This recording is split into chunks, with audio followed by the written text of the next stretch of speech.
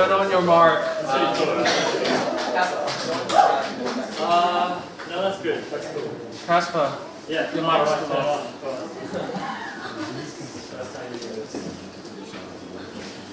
Testing, 1, 2, 3, 4. Cool.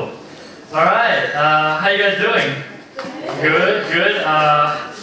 Yeah, this is my first time giving a message, and it's a great privilege, and I really appreciate the opportunity that God has given me through this youth to just share what He has told me.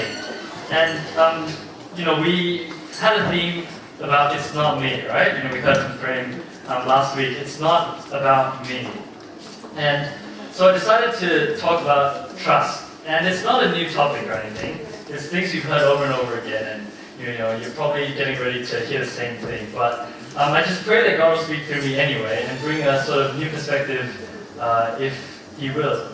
And yeah, before that, why don't we close our eyes in a word of prayer.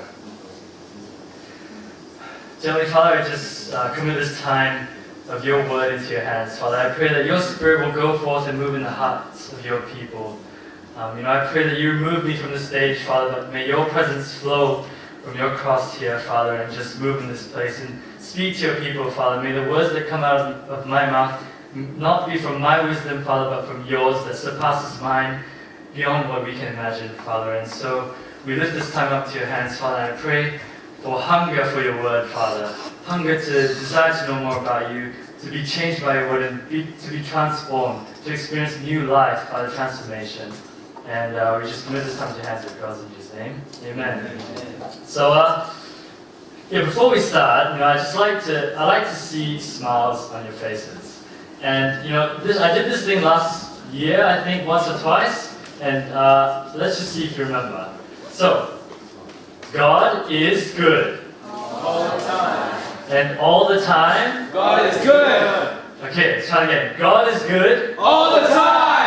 And all the time, God is good. Yes, awesome. All right, that's cool. That's good. That's good. Do you believe that? Yes. Do you believe that? I do. Yes. All right. That's good. That's good. It's good to know. I did that yesterday. So, trust. First of all, I just want to thank my cell group members who aren't really here today because they're a bit older. Sarah, Chelsea, Jason. Jason wasn't here. Andy's here. Awesome. I did not see you. A lot of people. And we actually had a cell discussion on this topic about a fortnight ago, 3 weeks ago. And so I want to thank them first and foremost for helping me understand a lot more about this, because you know, I'm in a stage of learning as well, just like you. And you know, we really came together and pieced together an idea of what God has to say about trust.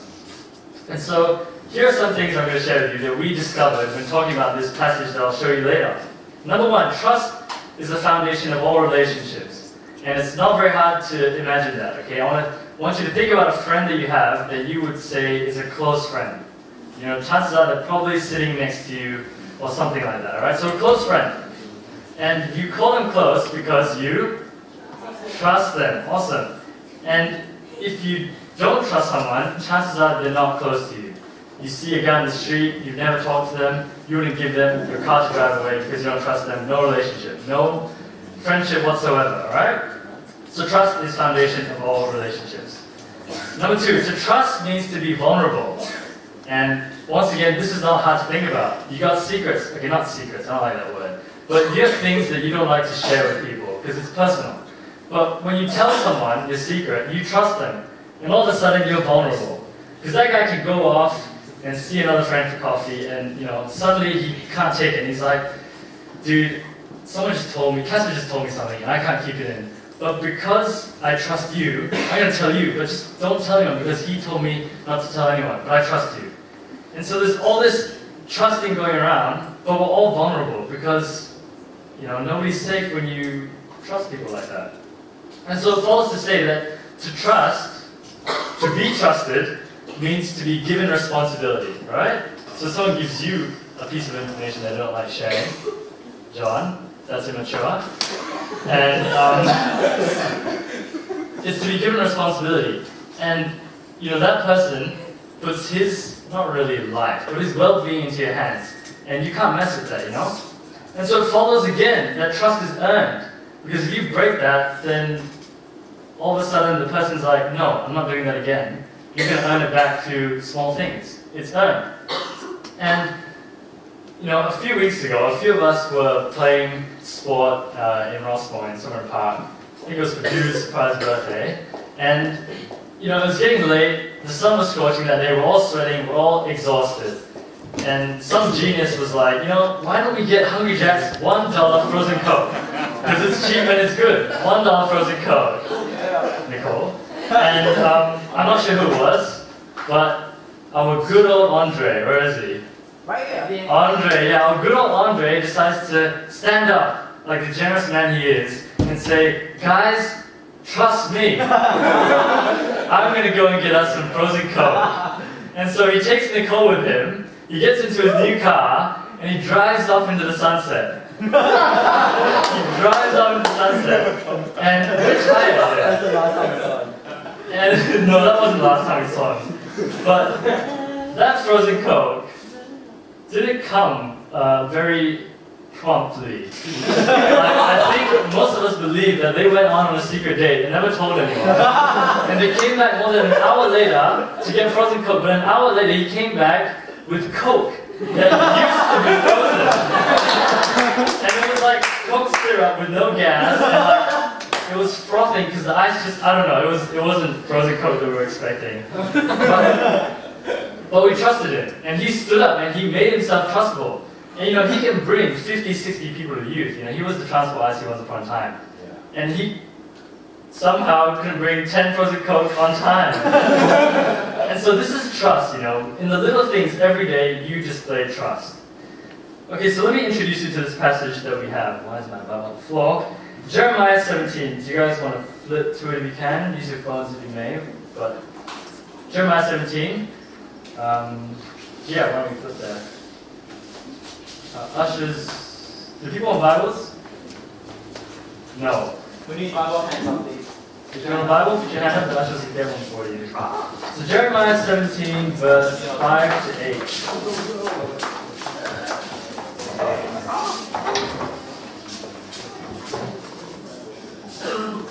I need you guys to actually look at this verse because it's really important what is written there. It's very descriptive, it's a lot of imagery, and by reading with your own eyes, you can see and understand a lot more. Alright, so Jeremiah 17, verse 5 to 8.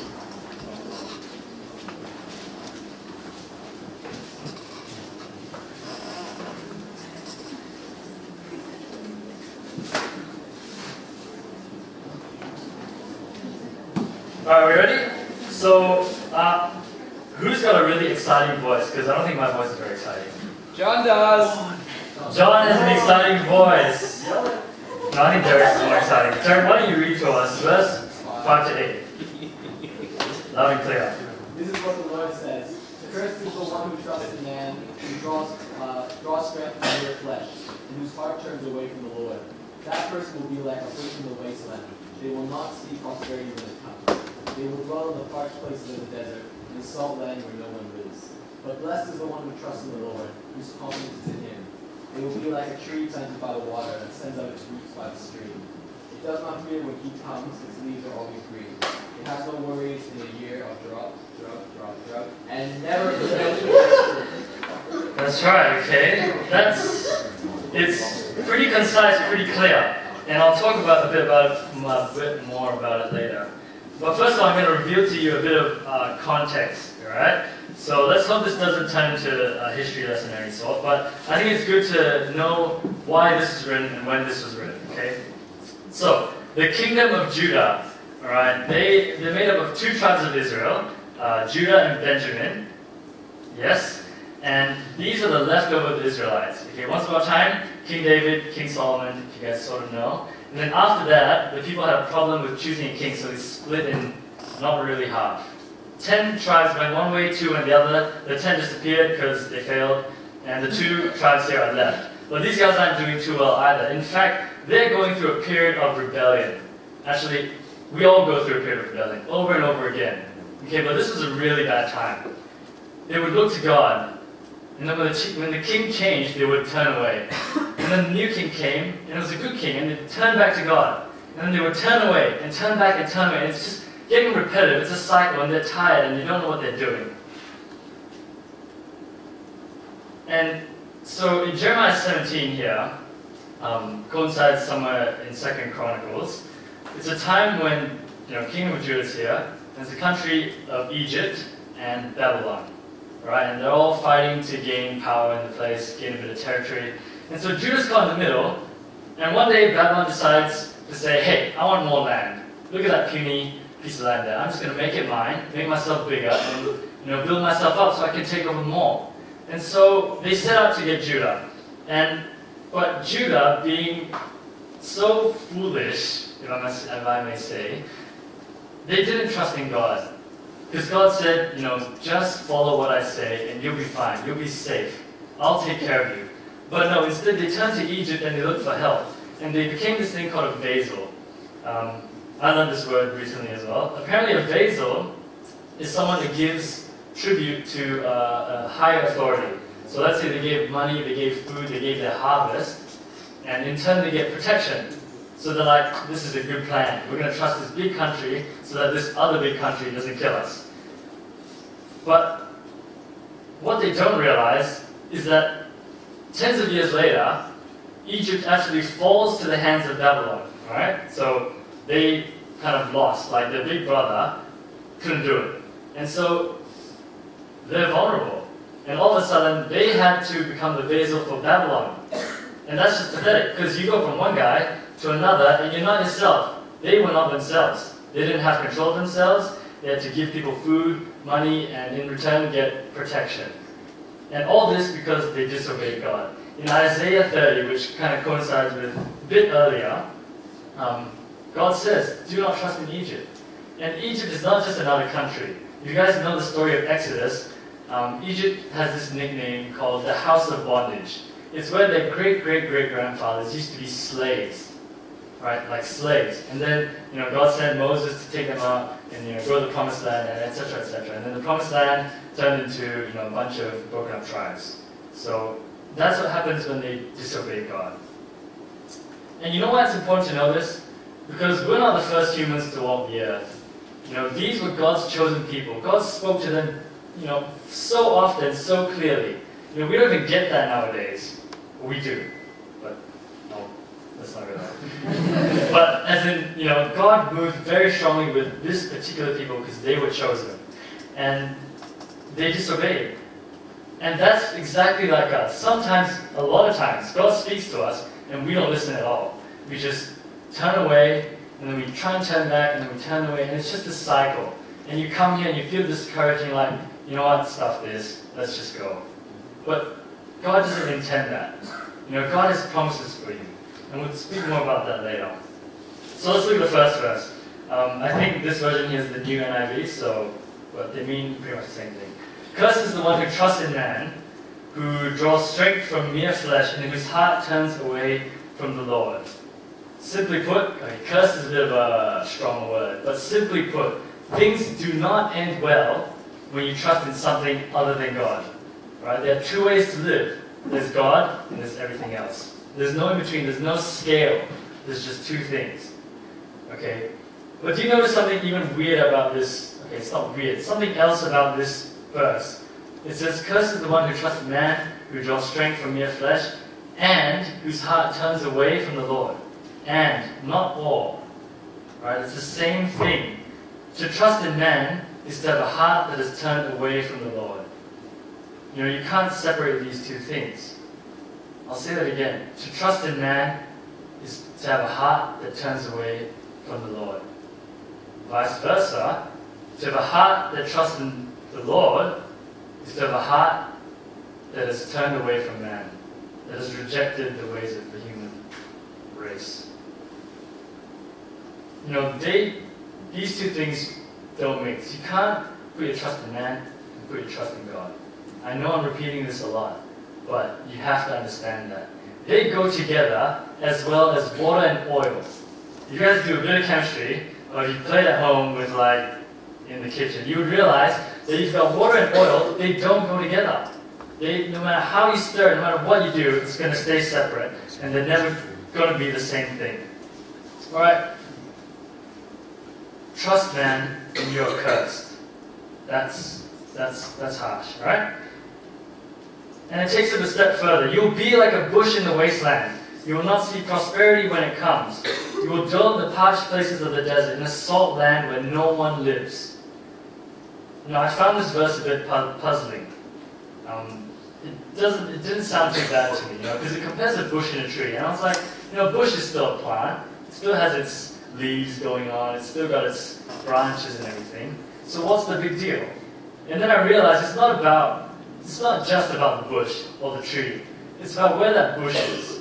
And that bush is in a wasteland. There's no water, there's no nothing. The bush is in a place where there's nothing. There's no nourishment, there's no water, that bush isn't going to grow. And likewise, if we trust in man, you're going to have no energy, no strength, no hope. That's just the way it is. That's what God is trying to say. That's what God told the Israelites. And that's what He's telling us today. And no matter what that bush tries to do, it can grow its roots as far wide as it wants, as far down as it wants. But this verse says it is a wasteland, a parched place. Pretty old word, but it just means dry. Dry place. There's nothing. And what more can you say? That's it. That's the end of the line. And you and I can try to find something in this world to hold on to. You can try as hard as you want. You can look left and right. You can look back and forward. But if you trust in man, you will find nothing. It's funny because, a bush in a wasteland, like I said before, it puzzled me because it still looks like something, right? But that's because the prophet, well, God through the prophet, was trying to almost crack a joke at us. You're like a bush in a wasteland. You're out in the world, you're trusting the world, you're listening to the advice, and you're chasing what they tell you to chase. You're going by human wisdom. And you think you're successful. You have such, we're so sinful, we're so proud as humans that you go out there and you actually think that you're going to succeed when you're trusting in yourself. That's how sad we are. We can go out there and we can blindly walk 1,000 miles and not realize that it's not going to end up anywhere. And it's going to be cursed. That's how bad it is. It's funny. It's sad.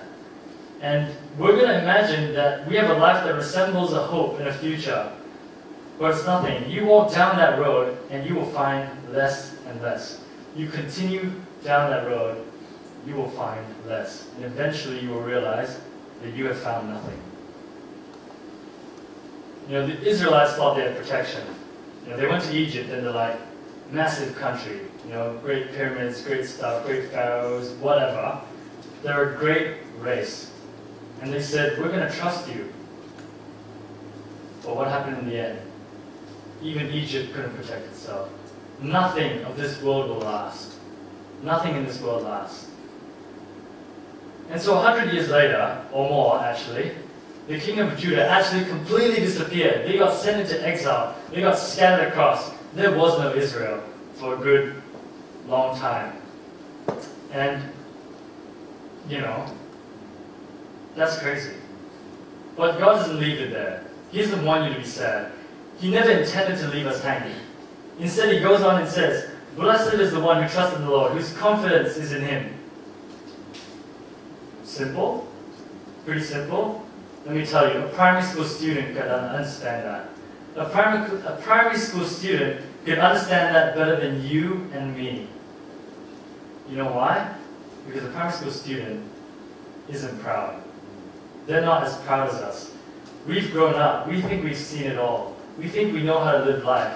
We don't listen to our teachers. We don't listen to our parents because we know how to do things. But a kid could understand this. Why can't we? Where has our innocence gone? Blessed is the one who trusts in the Lord, whose confidence is in Him. God never intended to leave us hanging. What would be the point if He came up to us and said, your life is cursed, and walked away? That is not the God that we know. Our God is the God of love. And as quickly as He reprimands you, as quickly as He shows what you have done wrong, He stretches out His hand and He says, son, daughter, I am here for you. This is the way. This is the way. This is the truth. This is life. And so He goes on to say, they will be like a tree planted by the water that sends roots out into the streams. It does not fear when heat comes. Its leaves are always green and has no worries in a year of drought and never fails to bear fruit. That's a lot of things, man. That's a lot of things to give a tree, to give you.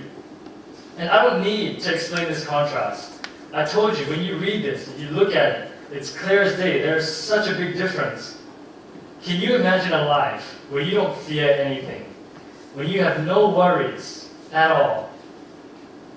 When you aren't afraid of it, no matter what circumstance you're in, you can hold your head up high and look the situation in the eye and say, I'm not afraid. I already have victory. I have freedom.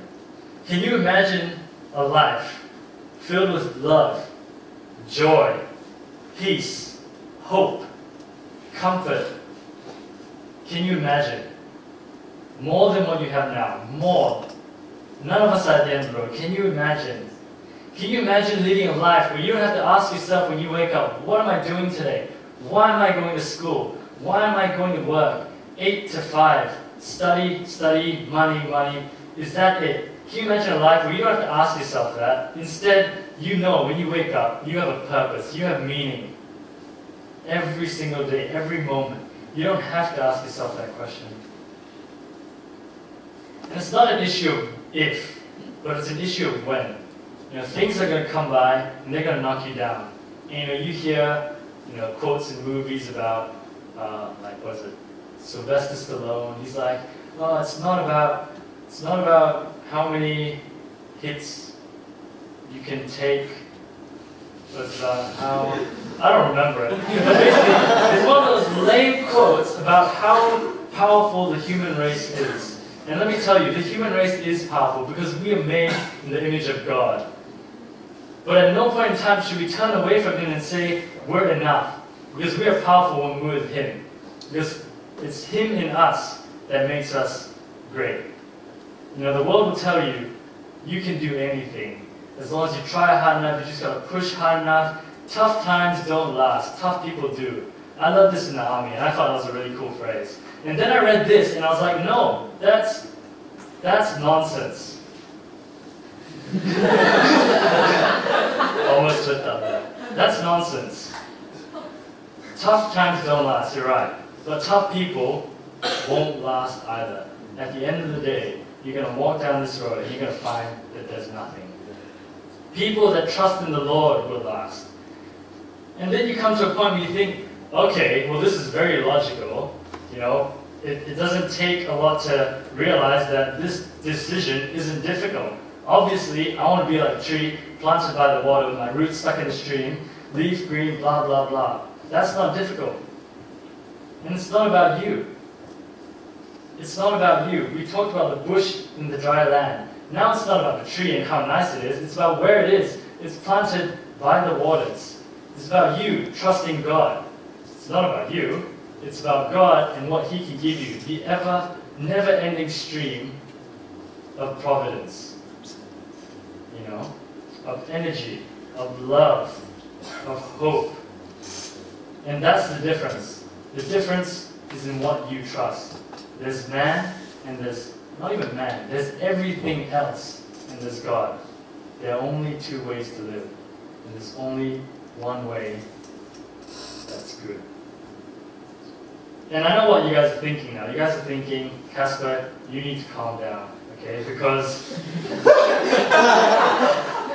what you're saying is really harsh, and it's probably pretty offensive to some of us here. But I'm not going to calm down, because...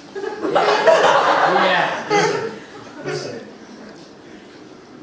Because God doesn't want you running around for 100 years being lost.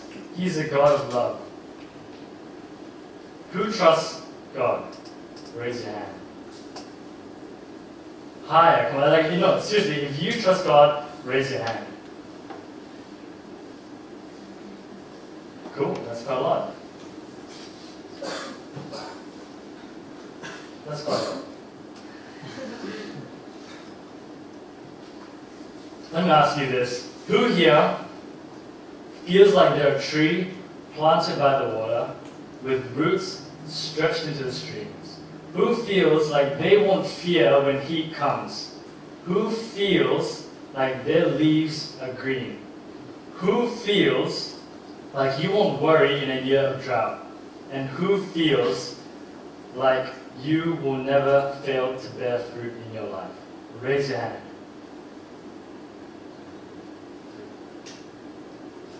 Okay. Oh, cool. Why is that? Why was there a difference there? We said we trusted God, and this is what God promised us, right? Why was there a difference? Does anybody have an answer? No? Alright. Well, let's keep moving on. You know, many of us, including myself, have probably come to a point in our lives where we felt like God doesn't exist. Because we come to church or we listen to our friends and they tell us all these awesome things about God. You know, God's so good, God's going to do this, you know, today we did that. God is a good thing. All the time. All the time God is good. You know, you hear that and make you say it. And then you go home and you wonder, wait a minute, my life isn't like that. God, you're a liar. You promised me that everything would be good if I trust in you. And I trust in you, right? You guys raised your hands. You said, I trust you, God. But why isn't my life like the tree that you mentioned? I'll tell you where we went wrong. We put our trust in man. That's what went wrong. And your pride will prevent you from seeing that. Your pride will prevent you from seeing that. Like water and oil, a heart that trusts man cannot exist with a heart that trusts God. Trusting God is not as simple as asking Him to achieve our goals. It's not about our agenda, it's not about me, it's about Him. You know, just as different as the desert is to the rainforest, so is the life of a person that trusts a man and the life of a person that trusts God. It is that different. It is meant to be blatantly obvious. When someone looks at you, they're meant to see the blueprint of Jesus in your life. Who has that? We don't. So often we don't. Not even 1%. We need to surrender to His will. And you go to school and you act like your friends. You walk, you talk, you look like them. Non-believers I'm talking about. Why? We ascribe to their morals, their standards. We look at the media and we believe them, we listen to them. Why? You'll be cursed. You'll be like a bush in the wasteland. That doesn't even sound good. The image of success that's painted. You know, why don't you just work hard, study hard, you know, do your maths, do your science, get it right now so that your future will be awesome. And you know, many kids go through a lot of trouble here because they're just not cut out for academics. A lot of us aren't cut out for it. And then we get killed by our parents, we get killed by society, and you end up being sad because you're told you're worthless. You've heard this a million times on this stage, but I'm going to say it again because that's the truth. That's what's out there for you. But here, God says, trust in me, and you'll be blessed. But trust. What's trust? Now, I've thrown it around, and you've probably got an idea in your head. But let me tell you that we have got it wrong for so long. Why? Because when you raise your hand and you say, I trust God, your hand goes down when you say, my life is not like that tree. Something went wrong. We went wrong. Trust went wrong. Let me help you understand what trusting in God is like. Right? And when I said a kid can understand this better than us, I'm not joking you. A kid can understand it better than us. And I'm going to bring you back to a time when you were a kid. Because I know that you can understand this right now, despite everything that you're going through. Let me bring you back to a time when you were 5 years old. You were starting to get tall. and your mom and dad said, son, daughter, when you go into the kitchen, don't touch that stove, because if you do, you're going to burn yourself and it's going to hurt and you're going to cry. But 9 out of 10 times you listen to them. And then there's that one time when curiosity gets the better of you. You can finally see above that tabletop and you're like, what's there? Well, the time when you were 6 years old and you had met a lot of new friends in preschool, and your mom and dad said, son, daughter, tie your shoelaces before you go out and play. Because if you don't put your shoelaces on, you're going to trip, you're going to fall, you're going to hit your face, you're going to bleed, it's going to hurt. Well, the time when you were 7, and your friends are outside playing in the park, and it's raining. Your parents said, son, daughter, don't go out. I know it's fun, but don't go out. It's raining, you're going to get sick. 9 times out of 10 you listen to them. 1 out of 10, the fun gets the better of you. And you go out there and you get sick. Or when you were 8 years old, and maybe you could walk to school, or something like that, and your parents said to you, son, daughter, when you cross the road, and this one, they stress so hard, when you cross the road, you look left, you look right, and you look left again, and if you want, look right again. Because when you cross the road, and you don't look, you're going to get hit by something. And it's not going to hurt, it's going to kill you. That's bad. And you don't even need to think to know where you went wrong here. You look back and you don't need to think. You know that something went wrong when you trusted your parents. You trusted, and guess what? You didn't obey. That's not trust, guys. Trust comes with obedience. And the older ones of you here would probably know the hymn, Trust and Obey. Trust and obey, for there's no other way to be happy in Jesus but to trust and obey. They go hand in hand. But when we look to the things in church, when we come to youth and we listen, and we don't realize where we went wrong, we come here and the cycle goes on and on and on and on. And you're like, God, you're a liar. And sometimes it gets to the extent where you're like, God, you're a liar, but you don't even need to tell him that anymore because you don't believe he exists.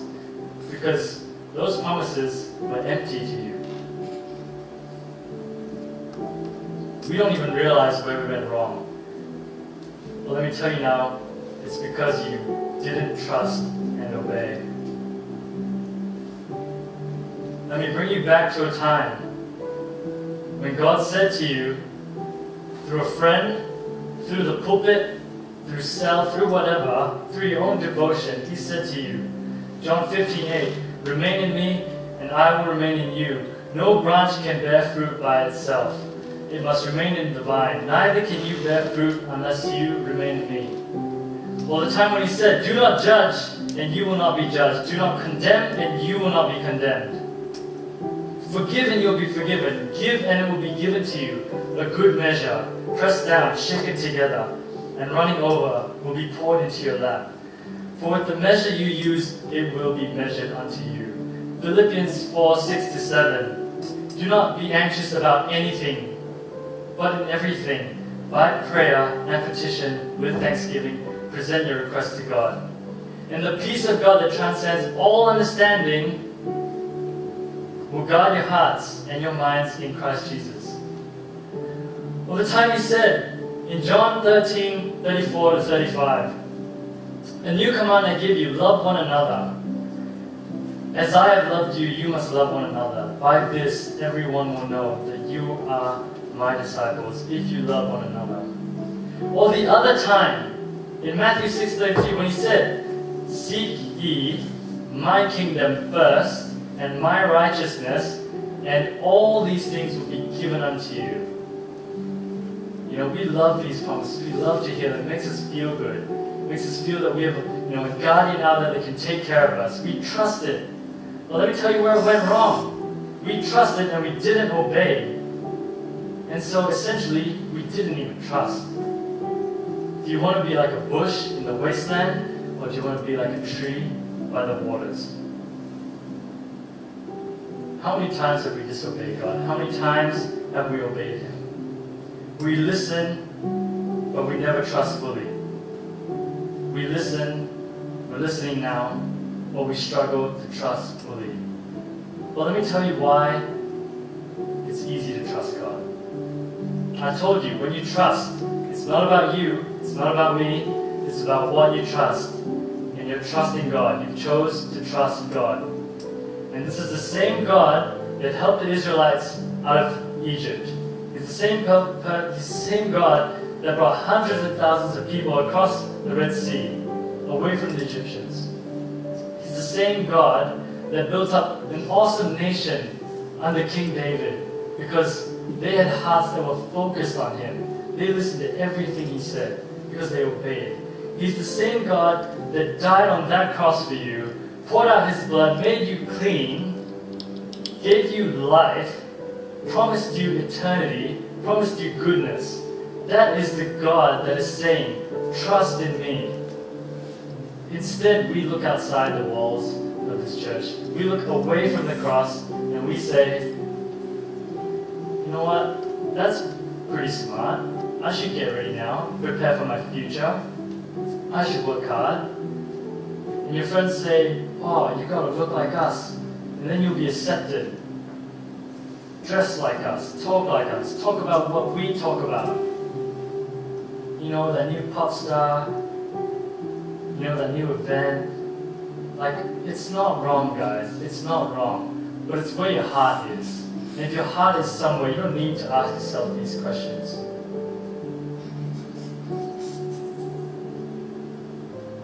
Trust and obey. It's about what you trust. 1 Corinthians chapter 1, verse 25. For the foolishness of God is wiser than human wisdom, and the strength of the weakness of God is stronger than human strength. That is the comparison. It's worlds apart. You can't even compare. Don't even bother comparing. The God that we trust is a great God. It's the only God. It's the Almighty God. And that's what makes it easy. That's what makes it an easy choice. But you must obey. You must listen to Him. When He says, son, daughter, love one another, you do it. No matter what the cost, you go out there and you do it because you said, I trust you, God. So you go out there and you do it. When He says, forgive because I've forgiven you, you go out there and you do your very best to forgive that person. You know, these topics can be spoken about in themselves. Give, and it will be given unto you. Do not judge, and you will not be judged. Do you trust Him? These are the things that the world doesn't care about. Sometimes they do things that look the same. They resemble the morals of God, but they're never the same. Trust and obey. There's two ways to live. There's God and there's everything else. What went wrong? Why aren't we like a tree? Who trusts God? Raise your hand. Who trusts God? Raise your hand. I'm not here to judge you. I'm not here to be, I am holier than thou. I am not. I'm a servant of God. I pray that He humbles me. I'm not here to scold anyone. Who trusts God? Raise your hand. That's good. That's good. And I don't mean to make the rest of you feel bad. I want to ask you, who wants to trust God? Raise your hand. If you want it, you raise your hand all the way. And you tell God, it's not for me to see, I'm not looking right now. If you trust God, you raise your hand, and your heart is focused on that cross, on the salvation that is given to you, on the freedom that is promised when you let His Spirit into your heart. When you trust, you meditate on His laws and His ways, because His ways are above our ways, and we don't know better. I told you, a kid can understand. Put your hands down. A kid can understand better than us, because a kid is innocent. You know, we call ourselves sons and daughters of God, children of God. Children, you hear that all the time. Why?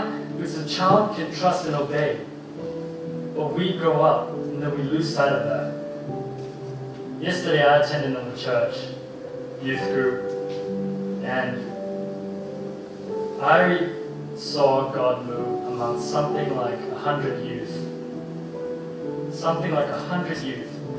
More than double possibly even triple of how many people are sitting here today. And I'm not standing here to try and reproduce that. I'm not here to try and do that again so that I can feel good about what I can preach, because I don't feel good about this, guys. I was nervous to the core just now. You can ask people that spoke to me. Stage is something that I don't believe I belong here. But God is moving, guys. I was at this church youth group where there were 100 over kids in high school. Not even in uni yet. They were in high school. And God moved in them, and God is working in them. And yes, they will stumble and fall, but when I saw them, I was desperate to see that here. I'm desperate to see that everywhere in Perth. Who wants to trust God? If you want to trust God, I'm going to say it again. I'm not here to reproduce what I saw last night, but I learned this from a friend. If you want to trust God tonight, I would invite you to stretch out to everyone, members or leaders, no matter where you are in your faith, whether you believe you've trusted already or you want to trust. Anyone that wants to trust God over and over again for the rest of eternity, I want you to get on your knees and pray to God. I invite you to get on your knees. And, this isn't a common practice. We're not used to this. Getting on your knees feels like it's weird. It's an old feeling. Nobody does that these days. But in the old times, people bowed to their king. And like the speaker yesterday mentioned, that we bow to the queen even. Well, not us, but the Australians do that. But this God is the King of Kings, above any human king that has ever existed, ever will exist. And so if you want to trust God to move in your life, to move in this youth group, if you want to say, I'm sick and tired of being in that circle, in that cycle where you don't see anything happen, where you have to question Him, I invite you now, just get on your knees in front of the cross. I'll step aside so it's not awkward. And just pray to Him and ask Him, God, where did I go wrong? Where were the times that I failed you? And beg Him to come back in your life. Beg Him to give you strength. Because it's only through Him, only through that water, only by that stream, that we will have it.